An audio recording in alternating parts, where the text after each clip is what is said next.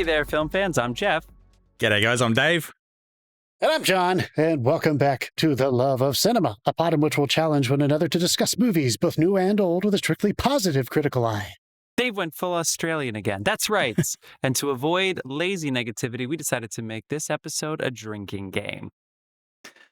So anytime we say anything negative at all about this film, about each other, about how it never works when Dave says to his wife, "I'm sorry that you feel bad, but you need to drop the attitude," you're going to hear this sound. No, usually hear a slap sound if I say that. And we hope you drink along with us. So pour yourselves a glass as we watch a movie about a guy who's got a feeling something not right is coming. And it wasn't Zack Snyder's DCEU. Oh, cheers, fellas. Deep cut right there. Very, very deep cut. All right, people. Thank you for tuning into The Love of Cinema, where we keep it positive while we talk about movies. The random year generator spun 2011. There are so many good movies that came out in 2011. We're going to talk about a bunch of them soon here on the show. But our featured conversation, we decided to talk about Jeff Nichols' Take Shelter. Sorry. Michael Shannon, who's incredible. What a gift. And he's been in every single one of Jeff Nichols' movies. And Jessica Chastain, in peak Jessica Chastain time. Oh, yeah. I just want to, one request, guys, when we do this, I want to specifically mention when we're going to discuss the ending of this film, because I feel like we shouldn't reveal the ending. Okay. Until we're warning people that we're about to do it. Okay. Fair enough. Is the ending nothing like you've ever seen and not one that you've ever been prepared for? I kind of called it, but still. I guess. Okay. Anyway, yes. Okay, fine. We won't talk about the ending. We will tell you how we feel about the film right now. And also peak Jessica Chastain. This is 2011 when The Help came out. So many of us met her. So she just bam, hit the ground running like Alicia Vikander would 3 years later. All right. So we're going to go ahead and vote right now. But just a reminder, we're going to talk about this movie. My pop filter just fell over. We're going to talk about this movie in a little bit. So if you are antsy it happens to to all men your age. Conversation, you're older than me, Dick. If you're antsy to get to your Take Shelter conversation, we got to get drinking. So we got to be a little bit more having drunk than we are now. So check the show notes, check the chapters, and go a little bit farther ahead in the episode. But we hope you stick with us. Let us set the episode. We're going to tell you what we're watching at the end of the episode. John has a mini review coming up here in a second. But yeah, we got to get drinking. So check the show notes and scoot ahead. If you're antsy, you need to get to that. But first, we're going to tell you what we thought about the movie. And then we're going to have to live with it for a half an hour until we can defend our positions. Dave set up a little metric here that we're going to do. It's on YouTube. If you see us on YouTube, we're going to have that little emoji next to our fucking face the entire episode. Dave, are you ready to count us in so we can tell you what we thought of 2011's Take Shelter? Yes. Okay. 1, 2, 3. I had a feeling. I had a feeling we would all be great, which is 4 out of 5. That's what I thought. I thought all three of us would be in agreement about that. That's all I have to say about that. See, what I did was I put a little X down every time I was entertained. Don't you do the fucking X's. Don't you do the X's. That's a deeper cut than Zack Snyder. And John, this is for everything you said before we started recording. Sure. Fuck you. That's for that. Oh, Jesus. Get drinking, John. Dave, this is for you asking to be recording at 10 o'clock on Monday night. Here we go. Yeah, this is for you abusing the buzzer. Okay, fine. Okay. All right. John, you want to shout our sponsors out so we can get into this episode? What are you laughing at? Fuck you. Also, it's Carlos. really funny. The image behind you, it looks like Michael Shannon's peeing on the ground or something, just because he's right off your shoulder. Anyway, is he on this side? No, he's on the other side. All right. Carlo, who is that? Who's our beer sponsor? I couldn't quite hear.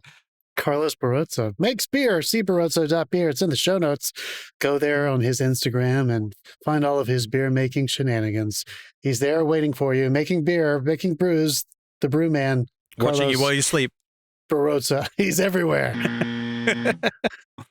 What is the Brazilian Santa Claus called? Okay, sorry, we're doing our sponsors. Somebody's got to Google that. Dasein provides all the music. Dasein, Dasein. You can go to any music platform you listen to music on, and his music will be there waiting for you. Dasein, Dasein. Also watching while you sleep. Ooh, it's everywhere. Oh. Dasein. His music is definitely going to help you sleep. We And should- not we in a should- bad way. I mean, we he should has just go ambient back. music that he We should does go back too. into account of every time like I've insulted the sponsors while we're talking about it. That is true. All right, guys, I looked it up. All right. According to whychristmas.com/culture/Brazil, Christmas in Brazil, Santa Claus is called Papai Noel and also Bom Velino, which means good old man. Bom Velino. So, Carlos, you are our Bom Velino. I'm Also sure I called pronounced that Please correctly. I'm Get so Out of My sorry. House. What the fuck is with this? Yeah. Yeah. It's just, it will always be creepy that there is a Papa Noel mythological seems old kind of- man that Yeah. sneaks into our children's. It's just No, unbelievable. he's a good old man, of Mm. course. Oh, excuse me. Good old man. Okay. I can't do it again. I'm going to mess it up. Yeah. Okay. So, Dave, anything you want to say before John goes ahead with his mini review? No, go for it. Great. Do I have permission to go for it? Fuck do. you. Shut the. What is this bullshit? What are you doing? Fuck you, John. I'm going to turn Jeff's panel off in a minute. Coming in hot like Mark on a Frozen episode. Jesus. Okay. I went to the movie theater and it was an AMC. So, going to recommend that for sure because this is an independent European film. AMC, And, the you one know, they company that didn't put a bid on Warner Brothers this week. Oh boy, yeah, we got to talk about that. And I saw Joachim Trier's Sentimental Value, starring Stelan Skarsgård, I love him. Renate Reinsve. She was the woman in The Worst Person in the World that made them famous a few years ago with that movie, 2 years ago. Yeah. So it's the same I tried to get director, us to same- review that. Yeah, we should have, man. Same writer and director. He writes and directs, but he always co-writes with a collaborator friend of his named Eskil Vogt, who is also a director. So they each kind of write screenplays together, and then one of them will go off and direct. This So movie leave us a is- message on YouTube if John got all those names right. Yeah, please. They're Yeah. tough. It's pretty good. That sounds pretty good. Guys, Elle Fanning's in this as well because this is Oh, she's about working. Yeah. Yes, this is about Easy. an intimate. It's the little blurb on the IMDb doesn't really go into the actual plot, but Stellan Skarsgård is basically at the end of his life and career, and he wants to make one more feature film. He was a Is it director. Stelan or Skellen? Estranged Skellen. Stellan. Stellan It is Stelan. Skarsgård. Okay. Yeah, cool. Stellan Skarsgård. And he's estranged from his daughter, so there's a lot of like drama about family and art and pulling away and not handling that correctly. But there's also some just beautiful humanity, family. I loved this movie. I can't say it strongly enough. Damn. I don't want people thinking it's going to be the greatest movie they've ever seen. It is a very good movie, though. And you're going to go in there and you're going to be like, wow, they don't make movies like that in America. They don't. And I think you're going to be better for it. Everyone's fantastic in it. The performances drive every single scene, but it's still fucking beautiful. You know that thing that somehow people pull off sometimes. This is one of those. Every single frame is filled with an actor's performance, and it's still a very beautiful, aesthetically heightened film. Can't say enough. I really enjoyed it. Go see it. It's at AMC. You don't have to go to some, random small theater or your local thing that Just the carries one the with art rats, house yeah. stuff. Sure. Anyway, I loved it. I thought it was great. It's definitely in my top 10 of the year as we're getting closer and closer to the end here. Almost time. Wow. I got some making up to do. Maybe Okay, top do you want- 5. Maybe top 5. Wow. Shit. What about Train Dreams? We don't do that yet. We don't have to For start sure. comparing. For Yeah, sure. Train yeah, Dreams is yeah. top 5. I mean, they without a started doubt. announcing Golden Globes today, if I'm not mistaken. Nominations. Yeah, we should probably, Jeff, I thought you might talk about that. I actually sort of missed it. I mean, I know it happened today, but I only saw it because I finished The Beast in Me, and then. But Fuck it. were there any surprises that you saw? Because I feel like we're still in that. Now, where most people Sinners haven't is seen getting most of some the love. movies. Sinners Well, is yeah. definitely getting the love. It's a Oh, great so- year. This is a good year. It's a good year for I've people enjoyed- who've seen all the movies. What the fuck else? What else would I be? What would I be saying? Yeah. What do you want to? You Good go and point. see the I'll eat movies. that. I'll eat that. I'll eat that. You can't claim your A-list on your tax if you don't go and see the movies. I think I've done enough. I think I've gotten in there. Yeah, I mean, a lot of the usual ones. Dave, your movie Blue Moon is in there for Mm. Best Picture, Musical or Comedy. Still haven't Marty seen Yeah, I that. thought Rankin, that in other happened. words, Yeah. big animated list of movies. Somehow, Ninja 2, which I saw, was not in there. Ninja Oh, 2, yeah. not in. The box office achievement, it's not even in there too, and it's the highest grossing movie of the year. But Avatar: Fire and Ash is, and it hasn't even opened yet. I don't know. I don't understand anything about this shit. Mm. Yeah, Great that's box weird. office achievement. Hasn't made a single cent yet. Fucking hell. Anyway, It's going to, though. hey, but you know what? Dwayne Johnson was always going to get that Golden Globe nomination. So Oscar is another story, but we all knew if I could have bet all of my money who's getting nominated, you should Leo. And I was like, you know what? I'll put my money on Dwayne Johnson. Leo's, of course. Anyway, okay. I'm going to do the tiniest gripe. And then, it's a Stranger Things gripe. I was going to do All right. another gripe, but I'll do a Stranger. It's very quick. You ready? Go. Stranger Things is fucking selfish, and I'm going to tell you why.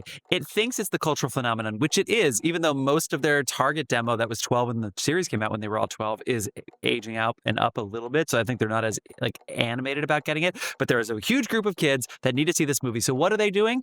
They are releasing an hour-and-a-half feature film on New Year's Eve and then another one on New Year's Day, which means that for all of these kids, if they go to a New Year's Eve party with their friends, they are going to be in two camps: who has seen Stranger Things today or who hasn't. And if they haven't seen it, their friends are going to be like, we're going to go talk about Stranger Things. And then you're going to be at your New Year's Eve party with your hand down your pants, which you probably will be doing anyway. But you're going to be doing that by yourself because your friends have already seen the show and you haven't. So they have literally told kids, they're like playing chicken with these kids' holiday with their life and being like, if you don't fucking see this, you're not going to be able to talk about anything, loser. You can't be that loser who hasn't seen the show yet. And then the next day, people are going to start watching the new one if you haven't. So I feel like that's rude, it's inconsiderate, and selfish of what Netflix is doing. Don't give me the numbers thing. It's fucking rude. Who do you think's to blame? Because didn't the Duffer Brothers beg to have it put into theaters? And it's not an hour and a half. Yes, but it's 2.5 hours. Each Oh my one? God. The last episode. Okay, that's on New Year's Day. No, but the Duffer Brothers wanted in theaters, yes, but I think Netflix is like, they know they've done the numbers of when people are going to watch this. They've probably done every simulation. This is how Wall Street does things. They've done every simulation. What if we release it on the 30th? What if we release it on the 31st? What if we release it on the 1st? And they've run the numbers and they've decided more people will, but I think more people are watching it not for the right reasons. I'm wondering, they have is there some British guy that's like New Year's Eve nights? Is there some British guy that's got in their ear? Because like Doctor Who used to do this every year. They'd have a Christmas special and then a New Year's Eve special. And it would wrap up to the season into the new season. And everybody fucking tuned in for that in England. True. But this is specifically because it's in a movie theater. Isn't that what you're bitching about? No. Just the timing. Think about it. Most people hang out with their family on New Year's Eve if they're young or their friends. If you haven't seen the movie and other members of your family and other friends have, you're left out. So I feel like you are now pressured to watch this movie on New Year's Eve so that you can have conversations at night. And I feel like Netflix knows that. And they're basically like, they're basically like throwing a meat bone in like a hungry dog pack. And they're like, fucking, I don't give a shit. I think they probably just want people to stay home and watch their content. I know, but I feel like that's. I mean, if they can train him, something big's going to happen on Christmas Day and New Year's Eve. People will stay in and watch their shit. I feel like it's rude the way they're doing it. It's absolutely rude. They can pick another day. Finish it? Did y'all finish Stranger Things? No, Dave did. I'm going to watch it as my plane. Yeah, I'm up to the break. So. I got a 6-hour flight to California in a week and a half, and I am going to do it then. Okay, John, let me know when you're around. We usually pass each other, wave to each other in the air, but hopefully this time.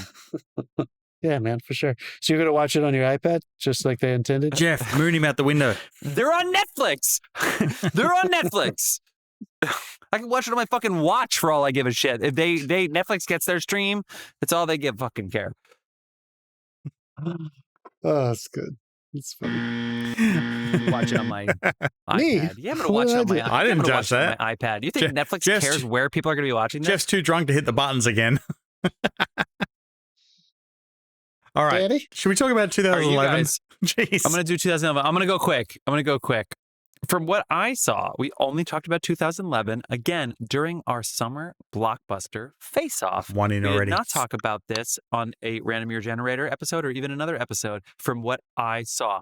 Do you know what we talked about the last time we were in this year, 2011? I mean, I think we decided that Deathly Hallows Part 2 outdid X-Men or Captain America, but I can't remember. It was actually Transformers Dark of the Moon, but you are right. Harry Potter Deathly Hallows Part 2 that is, was a summer movie. yeah, and not it a was hard the choice. grossing Yeah. summer Okay. grossing movie. And I Nice. actually wrote down when we did it, thank God we don't have 2 Transformers movies. Thank you, Harry Potter, for out-earning the highest grossing Transformers movie. And I actually don't think it was the first one. I think it was the second one. Dark Side of the Were there Moon is 4 or like 5 the of them? 4th one, I think. Yeah, Dark Side dude, of I the think Moon. there's- No. Or Dark Side or whatever. Dark of the Moon. Dark No, of the the Moon. one that won the summer blockbuster face-off, yeah. which was 2008, I think. Dead Man's Chest was Oh 2006. yeah. 8 was Dark Knight, so 2009. 2009 was the other Transformers movie, or maybe it was 2010. Well, now no one's Okay. going to go back and listen. Okay, whatever. So now you know what the highest grossing movie of this year was Harry Potter and the Deathly Hallows Part 2, which is one of the highest grossing movies of all time when it Yeah. came out. $1.3 billion, 2011, of course.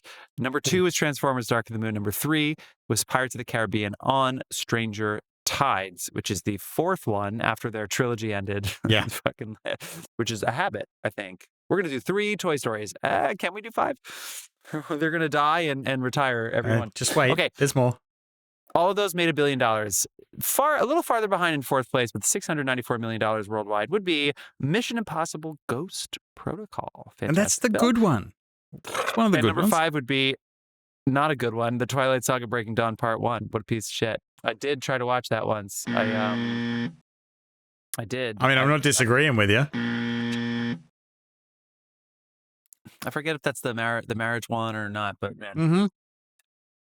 It's the Yeah, I ma- think it's the marriage I think he one. knocks her up at the end of it or something. Well, And then you get that. Then you get for that. everything about that sentence. Then you get that creepy as fuck baby. That was creepy. Rounding out the top 10 would be Kung Fu Panda 2, Fast 5, The Hangover Part 2, The Smurfs, that remake, and Cars 2. And just missing out would be Puss in Boots and Sherlock Holmes, A Game of Shadows. Little trivia about this before I ask you what other movies you like. More sequels were released this year than in any year before it, with 27. I have to go ahead and say that number has been broken. Yep. But Google AI and the websites I looked at were not helpful, but 27 was a lot for 2011. Damn. You think about all the wow. Marvel movies and DC movies that came out after 2011, like that big wave that came out after. Mhm. But if you do listen to there were a lot of 2s in there, right? Deathly Hallows Part 2, Transformers 4, Caribbean 4, Ghost Protocol is 4 or 5 of that series. Kung Fu Panda yeah. 2, Fast 5, Twilight Saga Part 1 was their 4th movie, Hangover Part 2, The Smurfs was in there, and then Cars 2. Puss in Boots was essentially the sequel to the Shrek movies. The Smurfs was Game pretty of- much a sequel to the entire fucking 70s. So Sherlock Holmes Game of Shadows, I think, is 2, right? Of that series. So Yeah. it's like a lot of sequels in the top 10. Anyway, Oscars, a lot of The Artist. So we don't have to talk too much about the Oscars here. But Octavia Spencer won for The Help. We got Jessica Chastain. He got huge for being nominated for The Help. Christopher Plummer would be the oldest Oscar winner ever for beginners. And then Best Picture would go to Jean Dujardin for The Artist. And then Meryl Streep won for The Iron Lady, which she deserved, but it's also underwhelming at the same time. Go ahead and shout some movies out that you guys want to talk about. Hey, it's just true. What do you guys, what do you want? Fuck you.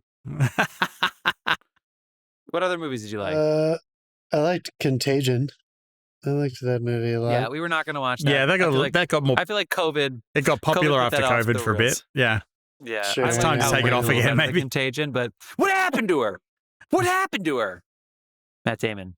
John, don't yawn in our fucking episode. Are you kidding me? Are you not having a good time? You want our listeners to have a good time here? You said you like Contagion, and then within 10 seconds you're yawning about it? Come on. I like The Gray. Dave, this is your fault for recording late. The Gray is good. I like Rise of the Planet of the Apes. Recording late. It's Tree fucking of 7 o'clock Life. where he is. Yeah, know. John. It's been a long time. John doesn't look at his buzz count. Did Tree you of Life. find the Planet of the Apes movies kind of wore out their welcome after a while? The last 2 they made, I just could yeah. not get through. I watched the last one. I gave it a mini I review, didn't- if you remember. I didn't see this last one, but I liked the trilogy. Yeah. The whatever Dawn. I can't remember what the last one. The first one, and then the 2 Matt Reeves films. Yep. Yeah. I liked those. There's an amazing. The recent one was really good in the theater, even though the story was a little thin. It was really great in the theater. Yeah, I turned it off. There is a really great. It was better in the theater.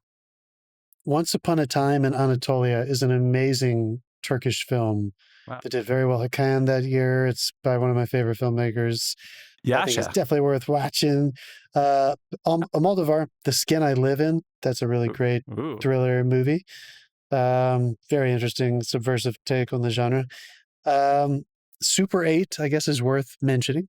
Dude, I so enjoyed Super 8. Like, I took the girl I was seeing me at the too. time, I took her to see that, and she has this deathly fear of spiders. And, like, the alien came out, and it was revealed for the choice. first time, and I could feel the stare. I just looked to my left, and this girl was just staring at me. Like, I got It totally didn't work out, huh? devastated. No, it didn't work out. Yeah, it really worked out. Definitely want to mention Alexander Payne's The Descendants. Love that movie. Yeah, George Clooney. Source Code. Yeah, that's a good one. That's a good one, right? Isn't that Gyllenhaal on the train? Yeah. Yeah, that's like surprisingly, You're that kind like, of what blew the everybody fuck away. is who going saw it. on? Yeah, it's a good one. Yeah, that for was a good one. And then, of course, I think you mentioned Moneyball. That's a great one. And then Warrior. I fucking love that it's movie. cool. Warrior. Good Yeah. God. I think that's the Hugo- first time.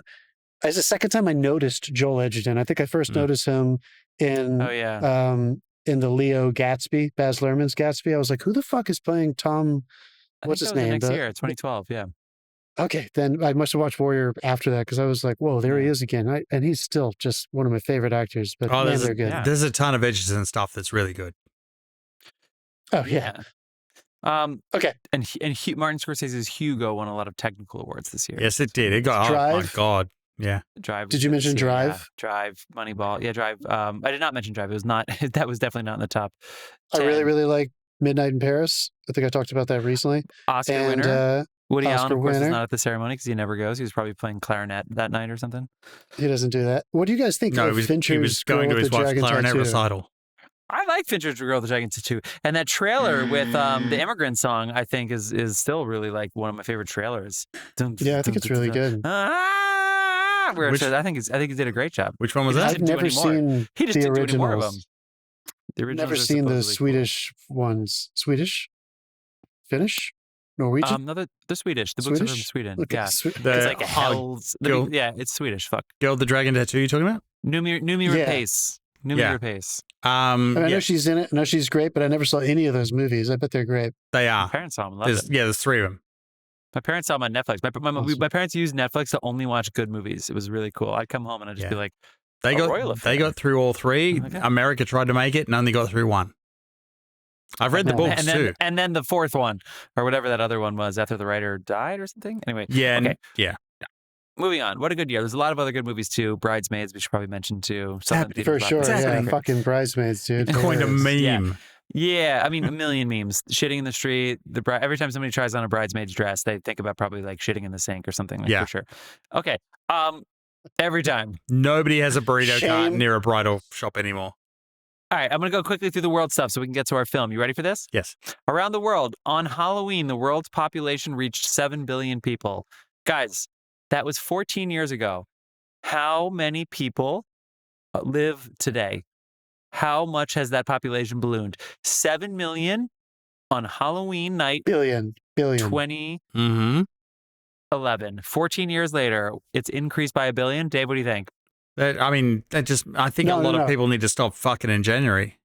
You said million. I was just correcting you. You said 7 million. 7 billion. I'm going to guess 400 more a million. Dave? 2 billion.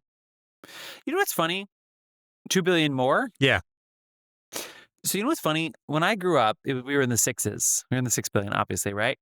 And I would have thought like 7 billion, that's a big number to reach. We are now at 8.26 billion, and I don't remember it crossing 8. I feel like that wasn't even a headline news. Yeah, they keep that out of it's like I don't even know when that was. We have increased by 1.26 billion in the past 14 years. And people do die, which Wow. means that more than 1.26 billion people have been born since then. And I'll never forget at the end of Planet Earth when they said, how many people do you think can comfortably live on Earth? And they said the planet cannot sustain more than 1 billion people. As far as like the environment and stuff is like concerned. we're increasing the mass of the planet and slowing it down. That's why the days are getting longer. No, I can't back that up. That's not. Dave, the birds are spying on us. Just like, remember this movie, The Birds? Okay. It was the plants. Wikipedia. Okay, look at Seymour. Okay, Wikipedia celebrated 10 that was years. The Happening. Google Plus was launched. Spoil it. Fuck me. I thought it was the trees in The Happening. Is the plants? Is it all What plants and are trees? trees not plants? Okay, we're not doing this right now. Just because you've had 17 drinks doesn't mean we're getting into this. Okay. Americans spent on average 2.7 days online. Don't get me belligerent, then try to silence 2.7 me. hours per day online. And women aged, how about this? Women aged 35 to 54 were the most active social media users. Now, while you may think, Cats. yes, your mom at home has a cat in her lap and is on Facebook, and that's just who she is. 2.7 hours a day, and most people 35 to 54. Think about how many fucking hours a child is on social media today on average. Except more in than Australia 2.7. where they just banned them all. And you know what? They're so happy. Everybody's doing so They're well not there. happy. They're all John's downloading talking. VPNs to get around the restrictions. We're on a VPN right now. Appreciate that. Okay. The last Oprah Winfrey show was broadcast. I'm going to speak correctly at some point. The last Oprah Winfrey show was broadcast. John and I both rewatched Zero Dark 30. Guess what? Osama bin Laden, the founder of Al Qaeda and the suspected he's not suspected. He fucking admitted it. I hate when they have to say this shit. Is he going to trial anytime soon? He's fucking dead. Yeah. Why is he the suspected? Oh, allegedly. Let's give him some rights. Every day. Allegedly. Oh, alleged. Okay, my fucking vacuum cleaner. I keep turning on by accident. Anyway, we fucking killed his ass when he was trying to hide behind his fucking wives. Piece of shit. Fucking dead. Dude, every time you're home by Pakistan. yourself, your vacuum cleaner malfunctions. I don't know what's going on there. That is true. 2011. When That you was in dig it. May. April, May. No. Hey, no. No, I'm not gushing you. Why am I gushing you? Stop. Okay. Okay, a couple prices. In 2017, a 16-ounce loaf of bread, white bread specifically, cost $3.69. That is way up from some of our recent episodes. Stop. Dude, Dave. Fuck.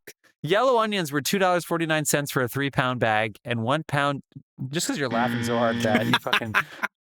He came back from his show, and he was like, I'm ready to drink and make some jokes. You woke John up, though, so we'll take it. All right, here we go. I don't know. 1 pound of 90% lean ground beef was $4.49. Again, a huge price increase from some of our recent episodes. A gallon of milk, $3.57. Eggs, $1.89 a dozen. Heinz ketchup, not that other bullshit that we had in a different episode, $1.99 for 14-ounce bottle. I feel like Heinz wanted to raise it so bad. $1.99, though, it's like big to raise it. I feel like they wanted to raise it. They were trying to compete with Matt from the Matt and Mark show. Yeah, no buzzes. That's good. President Obama released his birth certificate. Steve Jobs resigned as CEO of Apple because of health issues, and he was succeeded by Tim Cook, a.k.a. Tim Apple. A record-breaking autumn snowstorm barreled across the northeast United States, dumping 30 inches of snow in some locations, leaving over 2 million residents without power for up to 36 hours, and it hasn't snowed here since. Yeah, right? Where's our snow? What happened to our snow? No, it snowed here since, because I didn't live here till 2014. I remember at least one blizzard you fuckers locked me in. I want another one. Yes. I want another blizzard. I remember that lived in 2011 blizzard, though. That was nuts. I remember that thing. That was a good one. Fuck, my pop sucker. Why do I again. always My get pop here at sucker. the end of things?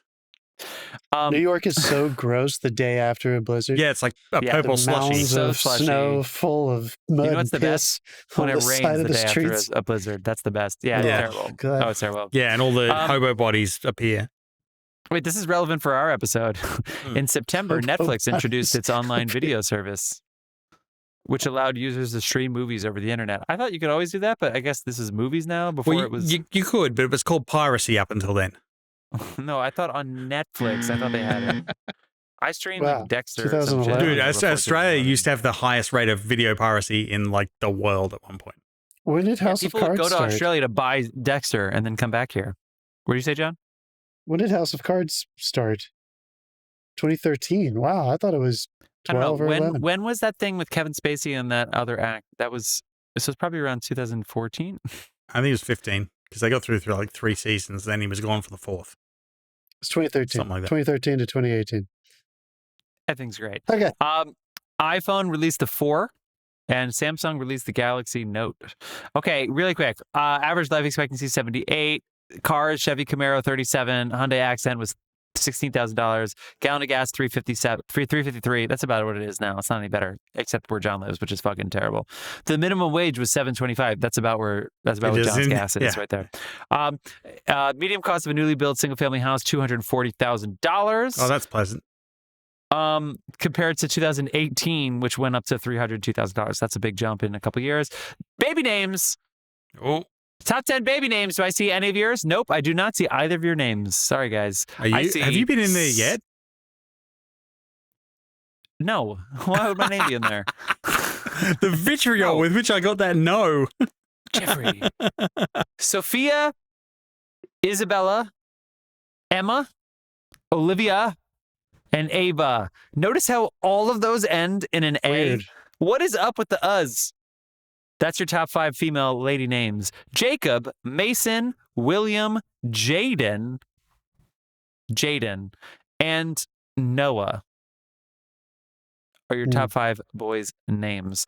And top 5 TV shows from 5, NCIS Los Angeles. From 4, American Idol. 3, Dancing with the Stars. 2, NCIS. 1, Sunday Night Football. And this is when television slowly began to die. Dude, NCIS Los Angeles, I keep trying to watch it, and it's just not available on, like, almost any streaming service. They have, like, Why a are you gonna licensing watch deal. Because I like it. NCIS rocks, man. We got a lot of things to watch. You know what I mean? We got to talk. But it's a comfy show. Comfy? Yeah, like when you wake up in the 3 a.m. after dreaming of dying in a nuclear war, you want to turn on some NCIS. If I still lived with you guys, and when John made that big veggie pasta thing because Blizzard was coming and we needed meals for the next day, and Dave just fucking fired up NCIS Los Angeles for the day, and that was what we were going to watch for the Blizzard, I'd be so mad. I'd be so mad. Okay. Are you guys ready for food and beverage trends? How we bring this segment to a close? Are you ready? Go. Yeah. We're 50 minutes in. Go for it. Number 10, whole grain products.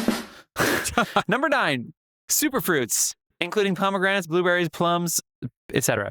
Number 8, sliders Plums. or mini brugers. I feel it down on my plums. I can feel it. Yeah, it's Take them down to the farmer's after the market. sliders, you need some super fruits so you can Special. shit yourself 2 thin. plums for 1. My wife Donna. We should talk about the movie I at was some on point. top of Let's her. go. Oh my God, dude. I was thrusting away. I gotta stop you. Okay. That's so funny. Whenever Angela and I say farmer's market, we have to say it in the Will Ferrell voice now. Oh, We're no. like, what are you gonna do Sunday? We should go to the farmer's market. Spring special. Okay. Peruvian cuisine. No, let the boy watch. Natural and organic wines. Natural and organic wines. Name for me one natural or organic wine. This is bullshit.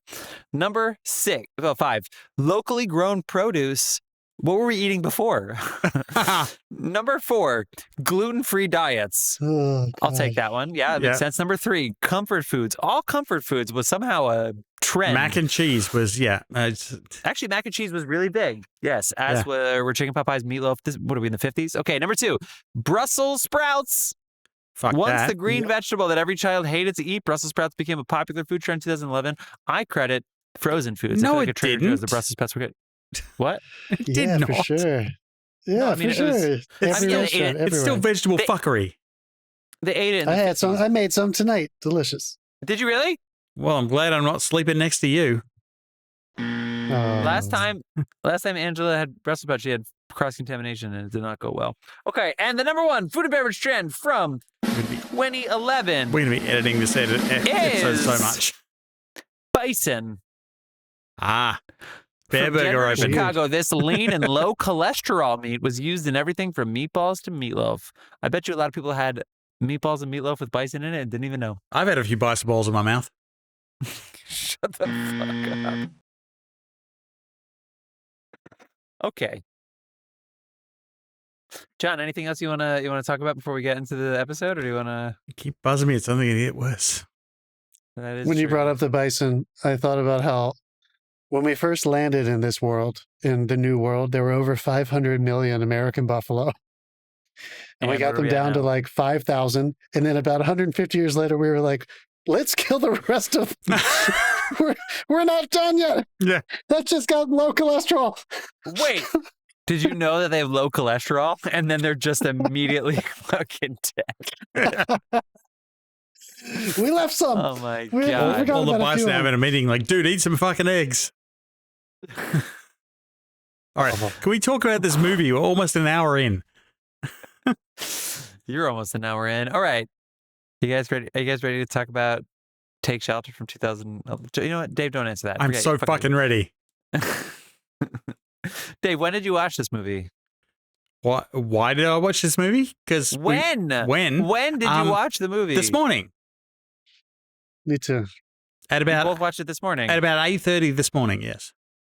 That's fine. I was gonna watch this yesterday, and then last night Dave said, "Can we start at 10 p.m. on Monday?" And I said, "Sure." And I watched it this afternoon on Monday. So there you go. Jeff Nichols, not Michael Nichols, no relation. Nope. Jeff Nichols wrote and directed this movie, which is currently a renter. But as we talked about earlier, Actually, in you this can get it episode, on Roku all channel. of this is in flux right now. If you go to Roku Yeah. channel, I watched it on my phone with Roku channel with no ads. He watched on his fucking phone, John. Are No, you no, kidding no. me? You coming I at me because I streamed my phone to my Apple TV and watched it on my fucking 85-inch whatever. you don't have to say 85 inch. You don't have to try to brag about how big your TV is now. After you said didn't that, know you you got said an you 85 streamed inch it on your phone. television. Yeah, I streamed it on my phone to my 85-inch TV. Can you feel my 85-inch TV? Dude, what wall is it on? Oh yeah, you're in a new I apartment. hope always I forget. never feel your TV. 85 wall inches. is it I'm in? jealous, dude. I'm so jealous. Me too. I'm gonna get my ruler. You're around this almost inch. Barney. You've almost got the wall. I've television. embraced America. Okay. Anyway, it's a renter right now. Unless Dave, how many commercials were there on Roku? None. Channel? What? For some reason, I got no commercials whatsoever. There was Dave is our resident. I watched this movie with 16 ads. That's why I hated it. guy. And here we are, a zero. whole I fucking bet you like this movie. a whole because fucking it's bunch the of ads the whole time. ad dots turned up in it, and not one of them played. It just went straight Yeah. through top to tail. The ad Well, no dots. excuses for you. Yeah, those this little time, dots yeah. in the timeline where you can see where they've inserted an ad. Like a fucking bunch of them showed up, and I'm like, oh shit, here we go. And none of them. I So got none. you were doing the universal, like, the scene's over. It's definitely going to be a commercial now. And then you went, There was no commercial at all. Zero. You know, it'd be I really was fun if pleasantly Roku surprised. saw the Netflix thing and was like, you know what, guys? I know No you guys are fucking reading ads, about yeah. Netflix and Paramount. No ads this week. Have fun, guys. Thanks for being a customer. How fucking great would that be? That would be so great. Anyway, you guys want to talk about this movie? Yes. So have you seen it before? I John hadn't. has. I feel like you No, had I it. have not. I want had not. to call out, like, I guess theater in general, because I'd never even heard of this. Hmm. Like, if this hadn't come up in discussion when we were theaters? picking the movie, I would not have ever seen this. Well, Jeff Nichols had done one movie before this. It was an indie made on $250,000, starring Michael Shannon, called Shotgun Stories in 2007. And he went to North Carolina School of the Arts. John, do you know like whereabouts that is or anything? Yes, North Carolina School of the Arts. So Danny McBride and Danny McBride's they were all sort of friends. So he was like in the world with them. But Take Shelter was his next movie. So it wasn't exactly like a huge. And Jessica Chastain broke huge with The Helps. I don't know. I feel like I understand why it. I heard more about Mud, which was his movie the year after this with Matthew McConaughey, and then of course Midnight Special, which is also a supernatural movie with a little child starring Michael Shannon in a Jeff Nichols movie. Anyway, Remember, we're not talking about the ending because there's nothing supernatural about this film. all right. Well, if they made it an hour into our show, I think we could spoil it. But anyway, frightening visions convince an Ohio man that disaster looms on the horizon. What'd you think? What'd you feel in your initial watches? We all had the same review. Dave or John, who wants to take it away first? Go for it, Dave. Your no ads experience. No ads. This was a So great spoiled. watch. It was It was the ads the whole time. the ads. I watched the ads the whole time. Yeah, no, this was actually it's a really slow burn, which normally I don't like, and it actually outlined my impatience. Like I had to slow myself down to enjoy the pace of this film because it is very slow in that it deals like it. I feel like it almost deals with a little bit of mental illness. A little, yeah, because he's Little? yeah. What Little. But We're little. He goes to like 4 psychiatrists. yeah, What the right. fuck? Yeah. But it also, like, there was also this whole thing about, like, men using the I'm fine mentality. And it kind of, Now you're onto something. yeah, Yes. highlighted that a lot. It's like, that's the first men's defense thing. It's like, I'm fine. And I get it. I do the same thing. But, like, dude, get a therapist. It's fine. It's too late He for me. did. Yeah. I'm kidding, Dave. But anything else? like, it frustrated me. He frustrated me. I felt like his wife, who was like Jessica Chastain, who turned out a fantastic performance. I kind of felt for her, and I got frustrated with him throughout the course of the movie, and I feel like that was the intention. So the performances were magical. The direction was great. Yeah. Like, it's one of those movies you fucking feel. I agree. John. Yeah. I feel like this is all of his movies have a great, the mood and the tone of them all similar to this in the sense of there's a steadiness and a patience to them. And even though the word slow, I think, can be applied to this storytelling, I think it is intentionally slow Oh, yeah. in some regards Yeah. in terms of pacing. I'm not referencing that in a negative way at all. Yeah, no. That patience in the tone that seems to kind of bleed through a lot of his work gives it a lot of space for, like, life. Like, just the calm kind of observation of life, which I feel like is... Yeah, I you're wanna give exactly him right. props. Yeah, I want to give him props for being able to kind of infuse that style of storytelling, which I when he's only second-time filmmaker here, you shouldn't be thinking about style when you're just trying to get your movies made. You don't really know who you are yet. And he obviously, I have not seen Shotgun Stories, but I've seen most of his other films. And I think what's cool for this one compared to the other ones, except for Midnight Special, which is, there is absolutely a supernatural element to that. This one is dealing with... Oh, wait, he did Midnight Special, the other one? Jeff Nichols and Mike Shannon with the boy. That Oh, yeah. is like Yeah, no, I know what it Edgerton. is. That was a great movie. Yeah. That's Jeff. He's Nichols, great, man. He's good. He seemed to... what I really appreciated was that a lot of people... I think when you watch this movie, you're trying to figure out if it's a genre film or not.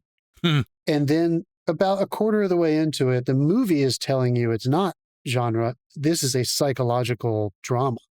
And this is, set in a very small town, a very small setting with a very small existence with expansive landscapes. Yeah. So there's all this space for these humans to get caught in their heads. I think if And there's any gripe I'd have is that they took too long to introduce the mother. The mother. I you don't kind of wanna liked how they... You don't want to overplay the But mother, again, though. that falls in with the pacing of the film and how it was deliberately slowed down. Yeah, I thought it was the way when he finally went to the doctor, which was probably about 25 or 30 minutes in. And that first line when he said, "You been to see your mother recently?" Like when he started to tell him I'm having, like, that was a great seed plant. I liked that. I thought they waited actually, long you enough. know what? You're right. I thought that really worked for me. So I guess overall it really did work for me. I think there was something in the middle, which is always the hardest part of movies, that I did sort of start feeling the weight of it a little bit. And I kind of was wondering, Dude, this is fucking heavy. what else is going to be happening to drive this home. And then, all right, so I'm just going to skip to the end because I'm not going to actually discuss the details. All right, for everyone who's listening, we're about to talk about the ending. No, I'm not. I'm just going to tell you how I felt about it, which is I'm not sure if it worked for me. That's all I'll leave. I won't talk about details yet. Actual wait, like the last 5 minutes or the last 20 minutes? Yeah, I really appreciated the what we call in screenwriting the false resolution, the climax, if you will, not the very end of the movie, but the big event at the end where they're in the storm shelter and he has to choose to leave. Oh my God, really... so much fucking tension just for around opening a door. But it never... All right, so that's a perfect scene, an example where it never slipped into genre for me, and it could have. You could have felt like a director was trying to tell you, is he going to hurt his family? Is he going to keep them down there? Is he going to be trapped? It could have gone full genre in that scene. At that and I thought point, he did a really good job of not. At that point, I started doubting if they were there at all, or if he was just imagining the entire thing. Like, which for me, that would have been another version of bullshit genre. But like, that just would have been like, but that would have been genre. That's that's the thing of how much they brought me into it. Like, because of I had to slow myself down with the pacing. It pulled me right in. The tension build in this is amazing. I think it was a genre where it's like a psychological drama for the lot. So when it came to that climactic moment, I was pretty sure it was real, and it's part of the reason I don't like the thing about Inception with the little thing about does it go down or not? For me, I'm like, I hate that takes over and he knew it too. I hate that takes over the camera. I'm like, I want it to fall. I want that thing to fucking fall because otherwise I feel like if you want to talk about Inception, it doesn't matter. That's another story. It's whatever. It doesn't matter. It's not his totem. I know it's not his totem. I know. That's what I was saying. Anyway, whatever. Who fucking cares? Anyway, it's hard for me to not watch this movie and just think Michael Shannon. Fight you on that one. Jesus. It's hard for me to watch this movie and not just think Michael Shannon is one of the better film actors alive, and to not. I understand that he's a character actor, even though he always sounds about the same height, very tall, almost 6'4", 6'3". Yeah, right. At one point, Michael Jessica Chastain walks up to him and I'm like, oh my God, is she like 5'3"? What? What's happening? And he's obviously aged out of like, he's tall. He's obviously aged out of like Revolutionary Road and some of those early like psychotic films, which is actually after this, but he plays a younger, no, it's before this. That's 2008. Sorry.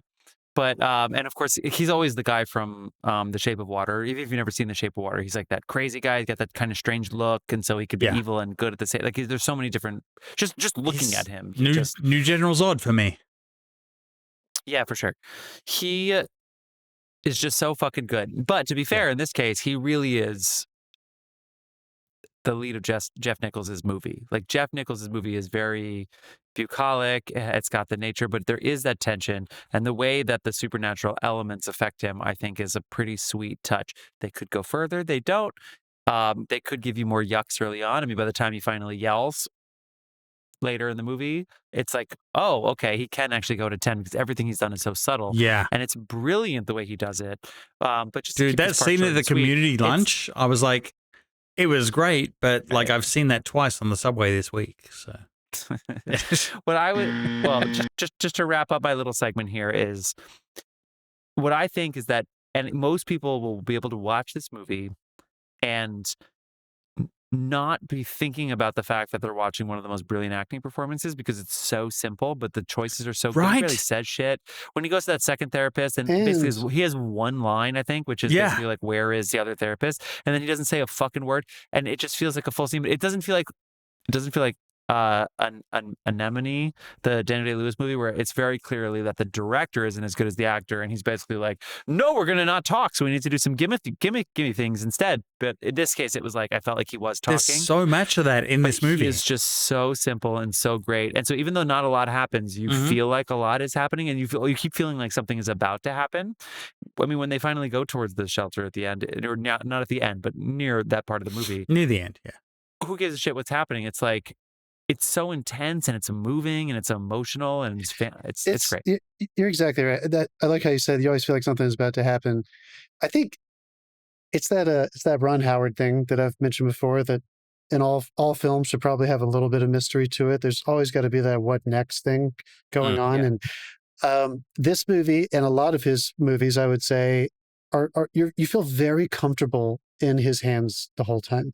They're small pictures that are not reliant on giant set pieces. They're usually driven by humans doing things, but he creates a tension around them that you feel very comfortable just sitting in the movie, which is what a compliment to give to a director. I mean, it's just fun to press play. Sort of. I didn't feel comfortable at all in this movie. This was like, it just built and built. I don't know. I'm serious. The tension build in this was ridiculous.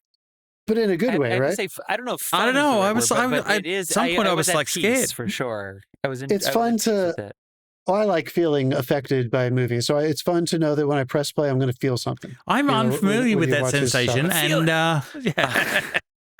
want to put this before I forget this, because Jeff, you said something else that I want to. This whole is a genre, is it not? I knew he was. I would bet money at least that he was aware of trying to toe that line and trying to have the audience think about that. One of my cinematographer friends just shot a feature, and I was talking to him about it. I was like, "How'd it go?" And he was like, we're all poor and we're trying to make our first and second films now, and been there, right? And so we're always up against schedules. And he was talking to me about the lead actor, and he said something that I thought was funny, that a cinematographer, the way they see everything, he would make this observation. He said, she was a pretty good actor. She wasn't great at doing stuff, though. So and I knew what he meant, like the ones where it wasn't a dialogue-driven scene. Because Jessica Chastain is a perfect example. Well, both of them. I mean, even this movie opens with him, I want you to look down at your hand. That's the funny thing. And then look up at the sky and try to determine if that's coming from the sky. Saying something like that to an actor, I want you to go in here. Michael Shannon starts so simply in this, and he doesn't build for a long time. But Jessica Chastain is doing the fucking work from day one. But do you think that what John's saying is basically like, as somebody making films, his direction in the scene will basically be like, move your eyes, but don't move anything else? Well, it doesn't even have to be that small. I've seen this. There were lots of scenes and moments where there wasn't dialogue to tell them. Character is action, character is speech, right? It's what you do, it's what you say. Yeah. And I feel like there were a lot of times where it was very sparse dialogue, which I appreciated. I love how he wrote him and Shea Whigham's friendship in general. I love how he wrote those scenes. It was so restrained. I love how few words passed between those men. Shea was really good. And you believed that they were good buddies who had known each other for a long time. But the action was what I found to be the key ingredient for why this could have slipped into genre, but it remained dramatic. And that is in the hands of performance. It's the difference between why you get away with most horror films. Having a lot of scenes where people tell you what's happening, and then a lot of scenes where they're doing stuff, running away from monsters, diving under things, The Jessica Chastain dream was a horror film. Oh my God, yes, it was. That's The Omen, that's The Shining, that's... I was waiting for a scream. Or Black. Yeah, all the dreams, right? I thought she was going to reach for that knife like this. You know how they do that in movies? I got that as well. I'm glad they didn't she do reached that. quickly. I think she was, right? We assumed that she was. It cuts away before you see it. I'm saying I didn't need her to do it because it was a psychological drama. She didn't. If it was a psychological thriller or a horror movie, then yes, they would have gone for the yucks. But this was even with psychonatural elements. Michael Shannon, you don't recognize at the time, but like they communicated on film the kind of dream you have that you have to pull yourself physically out of. And he communicated that. They communicated that on film, and it was something I'd never seen before done. I think maybe the best acted scene. There were so many, so there's no wrong answer. But it might have been when he has the seizure in bed. I mean, no, it was the one. For me, it was the one before it, where he cut between him screaming and another scene, and it was bouncing back and forwards. Like that's it. That's what I'm talking about. The dream where you have to pull yourself back to reality. Right. And he was having real trouble. I think my favorite scene was, "Are you leaving me?" Oh my God! Of course. Yeah, such a simple question. And she said, or even the way he tells his wife he's fired. I mean, how tough of a conversation is that? Both of those. Oh my God! That's like part A, part B. I want to see what happened after cut on that scene, because I'm pretty sure she ran back in the door and went, "I'm sorry," because I'm pretty sure she nailed him with that slap. That was a good slap. Yeah. Do you think the "Are you leaving me" is it especially great because you know how tricky as both an actor and a director, and then Dave as a filmmaker, it is when it's like you can't look at each other in the face because the angles would be off. So Michael Shannon, you have to keep looking this way. Jessica Chastain, you have to be behind him. He's taller than you. How do you figure that out? And he's going to ask you if you're leaving him without looking. You're going to have this whole I think that's hard staging. You went technical. I was even dramaturgically. And she says it in the scene, which I'm glad he had her say it. Like, that just happened. Like, he's asking her these questions. Are you leaving me after like 3 days of difficulty? Yeah. She had left him, right? She took the kid and left, right? She wasn't. But that was just after. This has just been less than a week, basically, of him experiencing this, and so that's a tough scene for an actor to have to say, like, is he actually asking me that? Because like we've, till death do us part. It's been less than a week, but and he's you being got from difficult, him was a question he had to ask. Well, exactly. That's why that brings me back to like Jessica Chastain's work, where she's like, from scene one, you believe she adored that kid. Like this, and I've had this once where I had an actress come in and had to replace another actress that was on a film, and she just walked in and embodied the character. She was doing so much facial work without saying anything. And it's a joy to watch. It's such a joy to watch. Yeah. Like, I mean, her Why response is she basically not way bigger than she is? Oh, she's so I good. don't know. Yeah. I don't know, man. But Michael, She I came love. up at that time when like movie stars were starting to not really be the movie star. You know what I mean? Like, Yeah, they that kind kinda of cliche. hobbled everyone. Look at, Yeah. look at the help. So I mean, kudos to her for having kind of earned that. She's awesome, dude. Molly's Game. Oh She's my so God. good in that. But Love I that know I movie. keep going technical, but it is also to Michael Shannon's understated performance, the way that they use close-ups. And this is not my specialty. This is yours. But it was usually like a scene where it was mostly angled in some way, and then the close-up was dead on his face almost every single time they decided to do that. And so all of a sudden, and it set the suspense really well because it was always well chosen. Like it was in the therapist office. Like, should we start with that? And then it's just like, boom, his face. And you're sitting there and be like, God, I hope he fucking tells us why his mom was I like also that or want to something. celebrate, which might seem so obvious because he pulled it off so well, the authenticity of this kind of lifestyle in America. I grew up around it. Yeah. It's a lot of people's experience, even though it feels like there aren't that many people in that town. A lot of people live this life in this country or something adjacent to it, and they know people who live this life. And I really did. I loved all the location choices. I loved the casting. I just thought everything about it felt very, very authentic without pointing to it and saying, "Aren't we being authentic?" Yeah, it was so subtle. You know what I mean? But also, it didn't feel like a big the movie version of it. You notice the shot composition got better as the film went along? Like they started being really Why are you hating careful. on the opening of the movie? Yeah. But like as we went along, there was stuff like when he's working in the truck and there's that tree in the background and stuff. It's like the shot composition of that is very thoughtful. I did some reading on this, and because the budget was on the lower end, around It was 5 million, 5 mil. so they say. Yeah. He had to storyboard intensely because he knew he wanted to spend as much money as he could on the visual effects for the sky and those fucking birds. Yeah.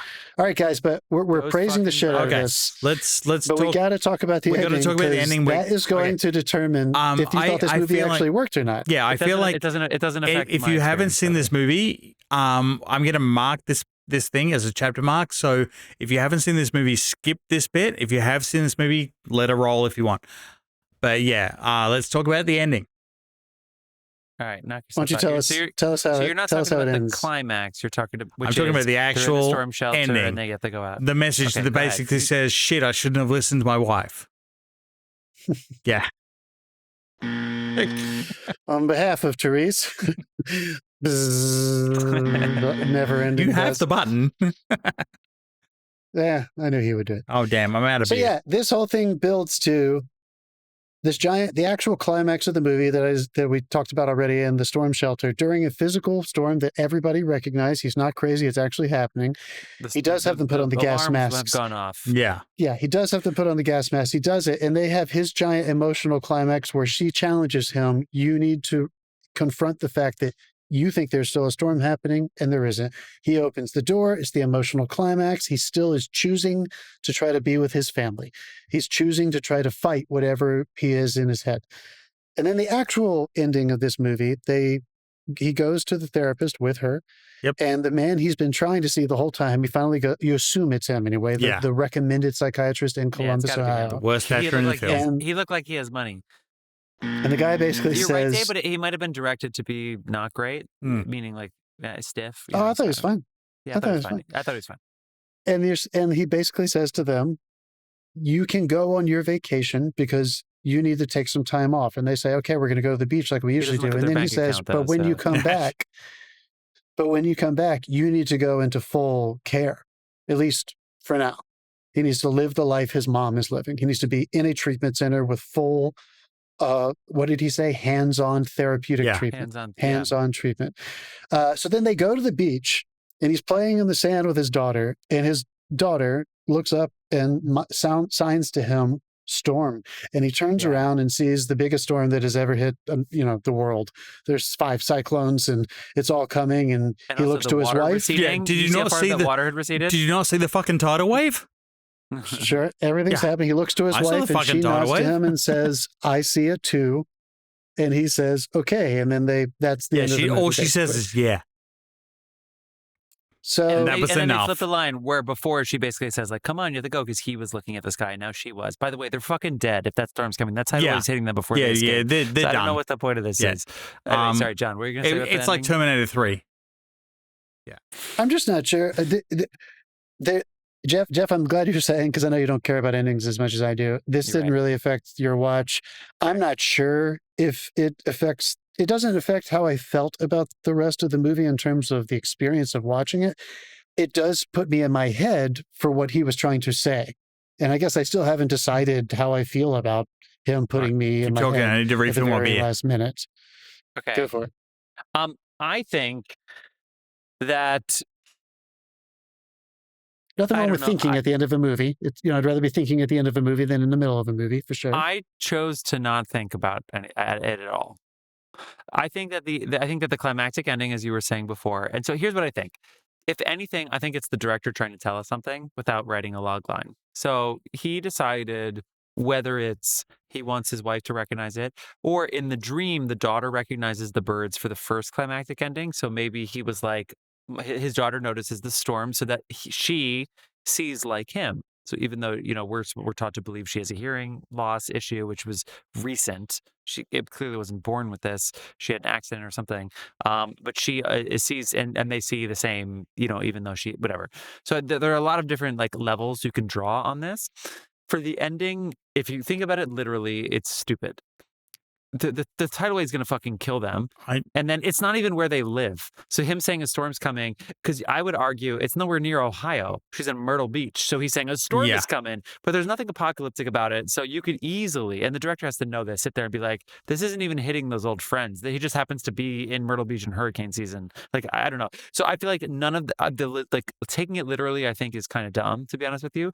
But I don't let that hold up my movie watching, because I think the director just decided he couldn't end the movie with the first one where Michael Shannon just comes up. He needs the family to agree with him somehow.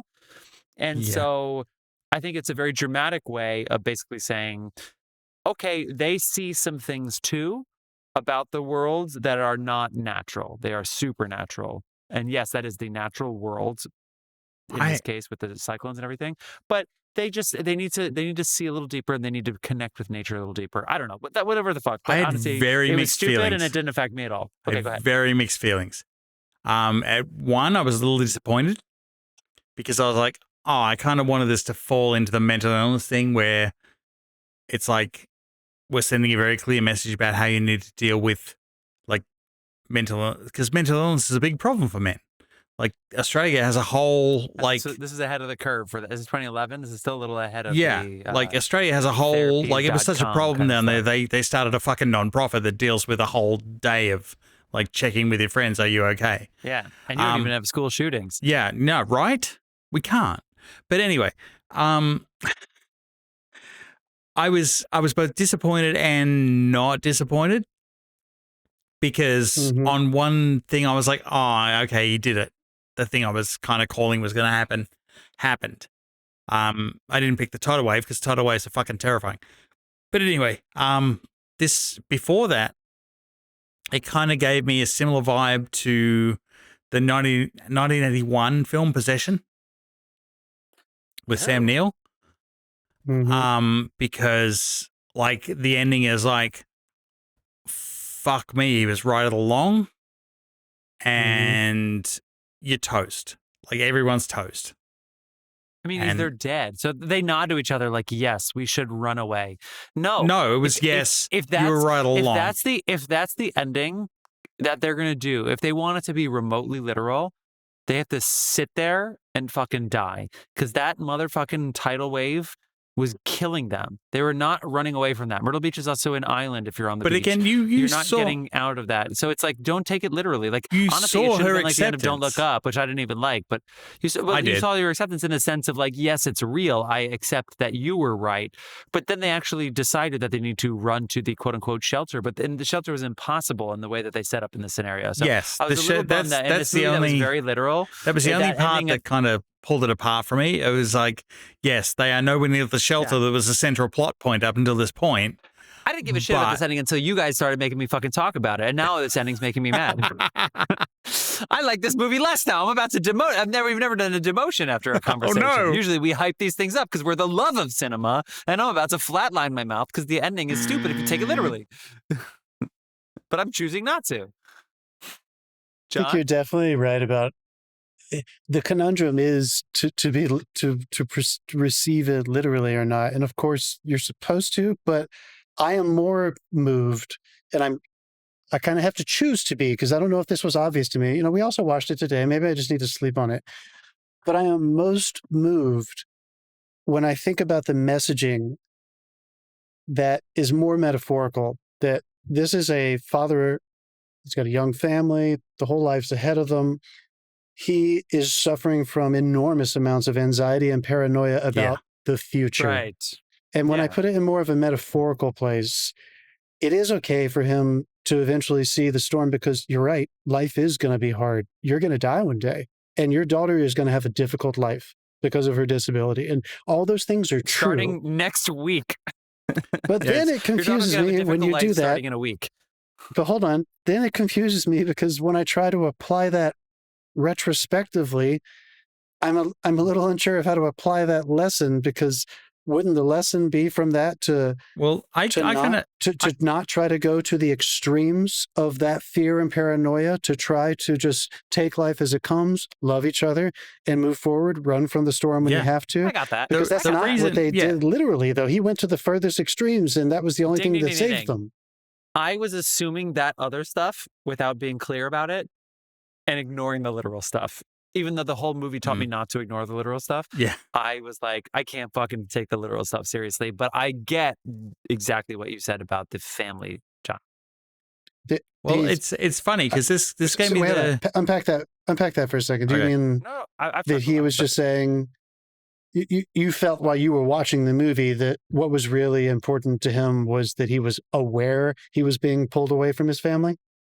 Is that what you're saying? No, basically what he was seeing dream things, it was clear what reality was during the movie. Even during the dreams, you usually could tell that there was a dream. And then at the end, it was supposed to be a real thing that was happening. Well, they all saw it, so yes.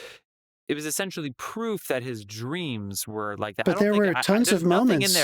There's nothing in there that says she sees natural things the way that his daughter does in the dreams. But there were lots of moments where he was starting to perceive things that weren't there while he was awake. Usually thunder and lightning. And so that was starting to happen. I also, not to bring this up once again, you guys, but I just, a few weeks ago, lived through a weird experience where I saw someone close to me go through a paranoid schizophrenic break. And it was intense. And this one thing I thought about while I was watching this movie was that the fact that he chose to try to figure out what was happening to him early on, in a way, was a sign that he wasn't going into that place, because the terrifying thing about schizophrenia is that you usually feel vindicated in your discovery of that new perception or those new aspects of your reality. I don't know. I got something different from all this. It was like the whole journey was, is he having an episode, or is this a prophecy? I think that's what they wanted. I kind of felt like they changed their mind at the last minute and went, yeah, it's a prophecy. I know, Dave. I know, and there's a little bit of me that's like, I love the prophecy angle, and the society and in modern times would push against that. The thing I appreciate about it, and that's why there's a smiley face next to me, is it was also done so subtly. I think it's still left room for interpretation. But what's the point of the prophecy? Like, what's the point of what happened to his family? Exactly. That's why I referenced Terminator 3. It's like, what was the point of the whole fucking movie? I feel like it was about a prophecy until the first climactic moment, which he was sort of right, but also took it way too far into the extreme. So he also still wasn't quite in reality, even though he did foresee that. But then the next one, it wasn't about a prophecy anymore. Because if the prophecy was literal, I can't stand it. I think you got that. I think I don't have to explain that anymore. But what the family and him connecting on this thing, and I'm not saying that they agree with him. I'm not saying he was right, but the fact that they were able to connect somehow in the chaos, in whatever the prophecy meant. I would not say the Yellow Rain literal. That the fact that no longer became a prophecy movie. Then the fact that Yellow Rain dropped on him meant that it was a prophecy. Yeah, it's hard I not. can't take that seriously. The Motorola It's hard not to. It's hard not to interpret that ending. There's a change of way. tone right at the end, which that's why it doesn't get a gold star from me. Yeah. It was I know. It makes me. It was yellow as fuck. It was Motor Oil. It does make me, and this isn't always fun when movies do this. In a way, it does make me want to rewatch it to see, now that you know for sure he's right the entire time. Quote unquote. Right. How does the movie try to play with the fact that he is questioning whether or not he's sick? Even that big moment, which is, does it undercut the most important moment in the movie where they're in the shelter and she says, I need you to see that it's not there. Unlock it. Let us out. I mean, did someone make him end that? Did someone make him add the ending? Or because there's nothing that says that happened. I just don't think he could have it end with, it wasn't that bad. Yeah. I just think he needed to make a point. And I think that he was trying to make a point in the ending. I think he was trying to make a point. I don't know what the point was. Have you seen Possession? I have not. You should watch Possession. Dude, that movie is crazy. Yeah. I'll put it in the show notes. Yeah. It's like an 80s version of Cabin in the Woods. Ooh, that's fun. Part of me wishes she had walked out on the porch. And I'm sorry, Jeff Nichols. I would like to meet him one day because I think he's very, very talented. Part of me wishes she walked out on the porch and said, dinner's ready. And they went in and we just linger. And we see that not the superstorm of the century, but there is a storm on the horizon because there's always the next storm coming. Yeah. And it would have been a little bit literal and metaphorical. I guess I am just wondering when it ended, I was like, I think he just pulled the rug out from all of that wonderful empathy that I just exercised on his psychological difficulties. I mean, essentially, Jeff Nichols just fucked me up is what happened. He fucked you up. Yeah. Maybe. But I think, Jeff, going back to when you were still a big fan and you said the ending didn't matter to you before you proved otherwise, I feel like I still don't care. It doesn't affect the way I saw the movie. I could just bitch about whatever you want me to bitch about fucking cyclones. I can bitch about them, but all the things that we enjoyed are what I'm going to remember most about this movie. I'm going to remember the storytelling. I'm going to remember the performances, that tension in the middle. Yeah, exactly. The ending is not going to be the thing that defines it for me, which is very rare. Yes. Okay.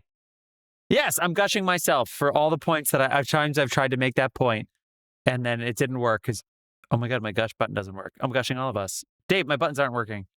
Fuck. Guys, there you go. Mine does. Did y'all watch? I shouldn't have a beer. I'm going to have to pee overnight. Did y'all watch Boardwalk Empire? No. Yeah.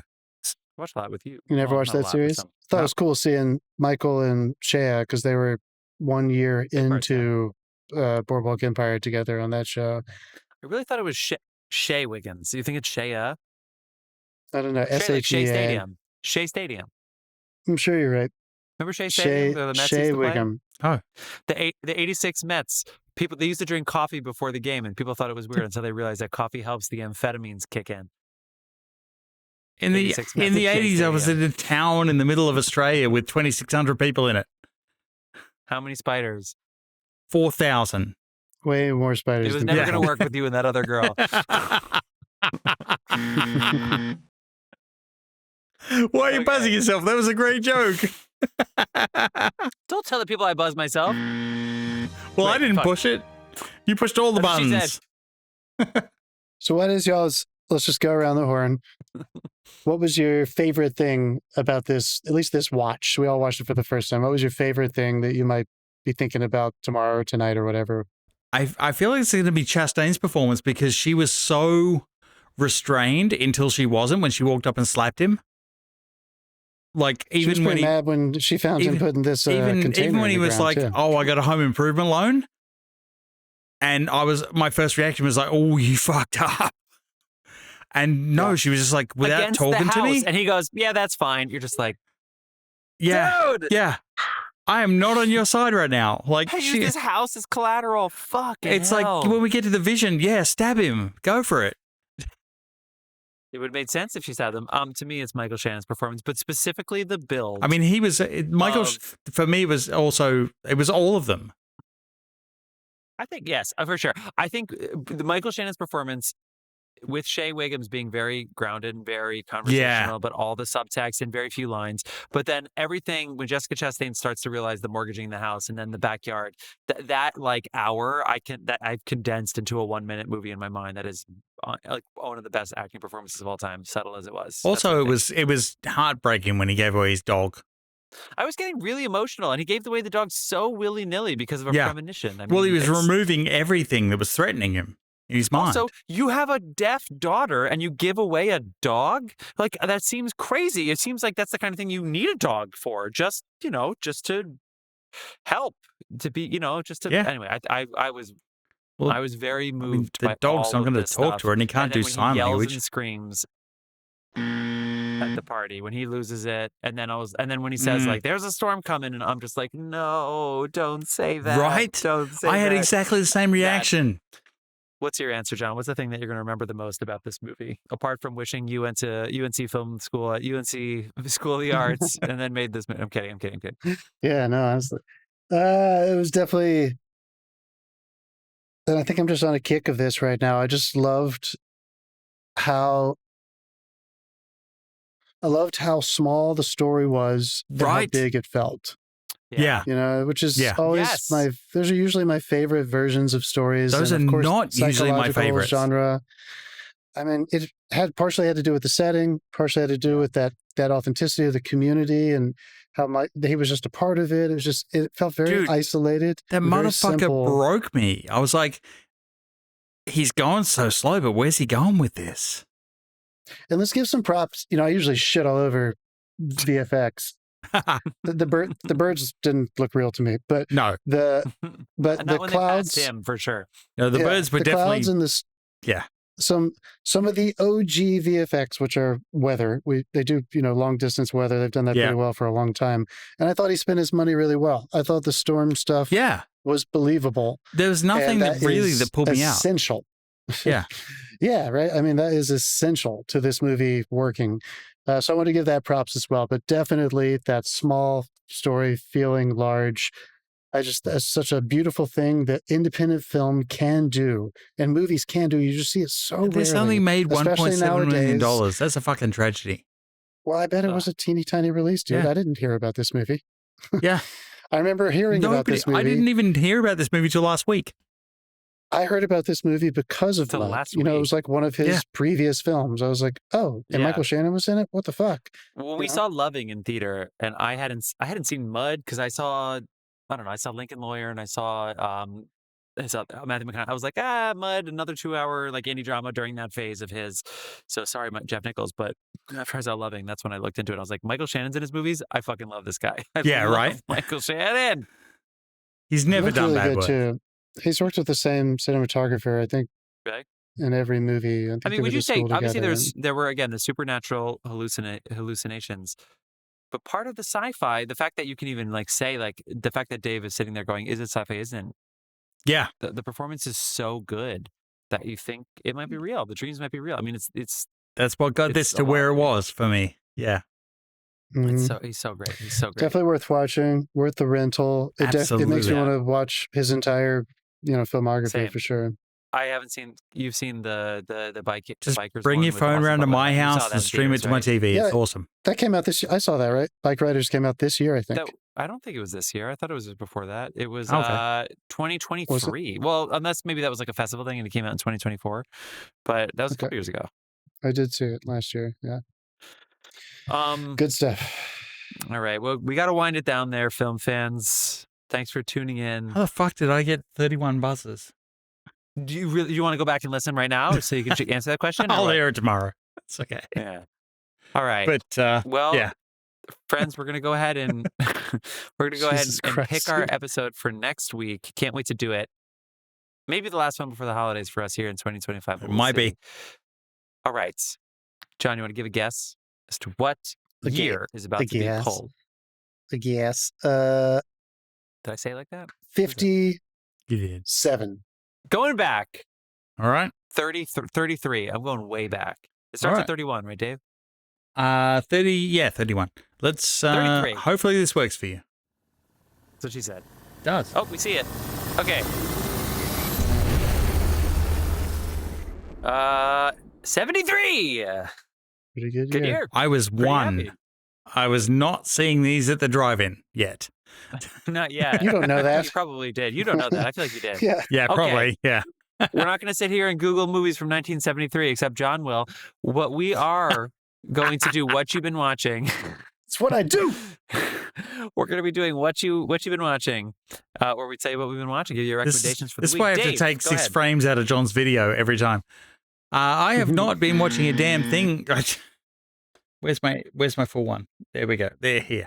I've thought not you been were watching a John and damn Mango, my thing. buzzer. So I worked all week this week. So all I Dave's did was just been contemplating his sins. I caught up on Welcome to Derry. I caught up on a lot of the TV, a lot of local. That was it. Welcome to Derry. It's still fun. Cool. Do you think anybody's going to be surprised that you took 31 drinks when they listen back to how No, you just they're pronounced all not. of those shows you just And you know said? what? It's your fucking fault. Wait, say welcome to Derry one more time. Welcome Let me to just hear it. Derry. I'll take it. All right. Yeah. John, what have you been up to? What are There you you watching? We watched our first holiday movie last night, White Christmas. And guys, The highest song of all time. I was a music theater major, and I had never seen that movie before. What'd you think? It's very joyful. I You give just white people enjoy it so retroactively much. failed your Real- course. You give white people what? What?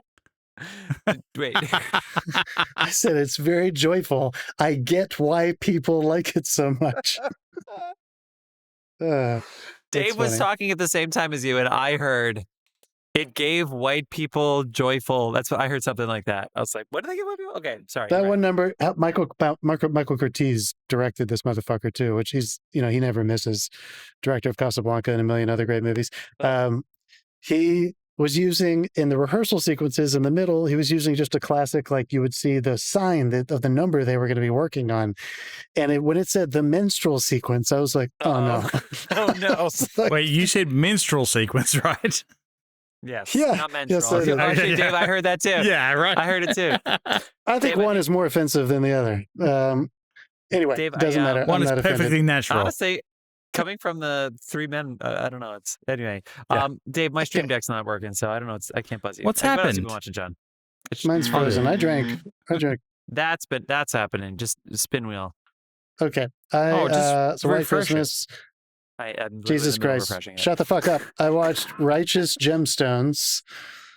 And Hilarious. Mhm. Always funny. I'm getting more and more into it. And Elizabeth and I got to see, I think I mentioned this because we saw Looking for Mr. Goodbar, the American Yeah. Cinematheque here, which is kind of like the film forum over there. They're doing a starring Diane Keaton retrospective. Ah, you did good. mention that. And Dave we went just and breathed on his saw. mic like this. We I couldn't got- hear yours. I got none But of that. yeah. But Yeah. it was a low bassy breath. Anyway, take it. we saw 1981 Warren Beatty's Reds. Oh. Epic, amazing. Oh my Oscar. God. Incredible. It was so moving. It was so fucking good. And we saw it in my favorite theater in town, the Egyptian. Oh Ah. God, it was so good. All right, Jeff, what'd Walk you like an watch? Egyptian. Not much. Let's see. What did I watch? We finished Beast in Me, which is great. And I have to say again that Angela's friend of ours, really good friend of ours, who I saw the other night, she's my friend too, was Claire Danes' stand-in on it. And she was also photo double and was featured in the show. And so we got to talk to her for a while about it, which was fantastic. But I really like the way that Beast in Me ended. And guess what? I finished my Seven Samurai rewatch that I started last week. I was like, fuck it. And Angela was out late because she had to wrap her film last week. So Monday through Thursday, she literally broke her 12 hours every single day. She had like 14-hour days on set. We Money. got to see a little bit of footage of it. I'll talk about it some other time because it's literally not coming out for a year, but it's fucking awesome. I'm so excited. I went to the wrap party. It was an amazing time of my life. But anyway, I'm not going to talk about that. But I watched 7 fucking Samurai. I watched like 2.5 hours of it. I love Toshiro Mifune. Damn it. I'm going to have to cut this bit, aren't I? No. I just love that I love that he was that character. I just love that after all the characters he did, they were like, he did. It was so funny seeing him play that character after seeing all of this Kurosawas that we had seen since I'd last seen Seven Samurai, and then going back and watching it, and that he decides to be that reckless motherfucker. Like, I just thought that was really fun. But what a goddamn movie! I love that fucking movie. What a movie. Okay, that's it. And then some football and whatever. Okay, we're gonna go ahead and look up 1973 movies right now to choose our next one. Listen to some Dasein for like 15 seconds. Do it. Preview of Dasein. We're gonna choose a movie very soon. Let's do it.